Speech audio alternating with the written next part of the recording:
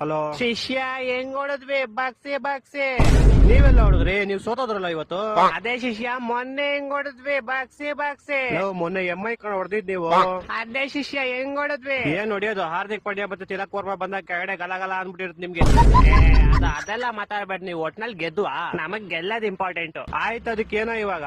ಅದೇ ಶಿಷ್ಯ ನಿಮ್ಗೊಂದ್ಸತಿ ಆಯ್ತು, ಎಮ್ಐಗಾಯ್ತು, ನೆಕ್ಸ್ಟ್ ಆರ್ ಪಂಜಾಬ್ ನ ಹೊಡೆದ್ಬಿಟ್ಟು ಮೇ 3ನೇ ತಾರೀಕು ನಿಮ್ಗೆ ಬಾಕ್ಸೆ ಬಾಕ್ಸೆ ಹೊಡಿಯದೆ.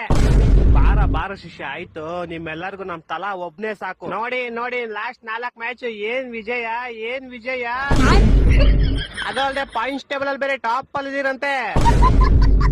ಬರ್ತೀವಿ ಶಿಷ್ಯ, ಇನ್ನು 9 ಮ್ಯಾಚ್ ಐತೆ. ಬರ್ತೀವಿ ತಾಳು. ಬರ್ರಿ ಬರ್ರಿ, ಇವತ್ ನೈಟ್ ಬೇರೆ KKR ಮೇಲೆ ಐತಲ್ಲ, ನೋಡೋಣ ಏನ್ ಮಾಡ್ತೀರಾ ಅಂತ. ನೋಡು ನಮ್ ತಲಾ ಹೆಂಗ್ ಕೊಡ್ತಾನೆ ಅಂತ. ನಿಮ್ ಟೀಮ್ ಅಲ್ಲಿ ನಿಮ್ ತಲಾ ಬಿಟ್ಟು ಇನ್ನು 10 ಜನ ಅವ್ರೆ ಕಣ. ಆದ್ರೂ ನಮ್ಗೆ ನಮ್ ತಲಾನೇ ನಮ್ಗೆ. ಅಯ್ಯ ಆಯ್ತು, ನಿಮ್ ತಲಾದ ಹಿಡ್ಕೊಂಡ್ ನೇತಾಡ್ರಿ. ಏನಂದೆ? ತಲಾನೇ ಹಿಡ್ಕೊಂಡ್ ಆಟ ಆಡ್ರಿ ಅಂದೆ. ಅದ್ ಸರಿ, ನೀನ್ ಸೋತವ್ರೆ ಅಂತ ನನಗ್ ಫೋನ್ ಮಾಡಿದ್ಯಾ? ಸೋತ್ರಾಗಾದ್ರೆ ಅಂಕಲ್ ಮಕ್ಳಿಗೆ ಹೇಳೋದೊಂದೇ, ಈ ಸಲ ಕಪ್ ನಮ್ದೆ. ಹೊಟ್ಟೆ ಎಷ್ಟು ಉರ್ಸ್ತಾವ್ರೋ, ಆ ಪಕ್ಕ ಇದ್ರೆ ನಾಷ್ಟ ಮಾಡ್ಬೇಕು.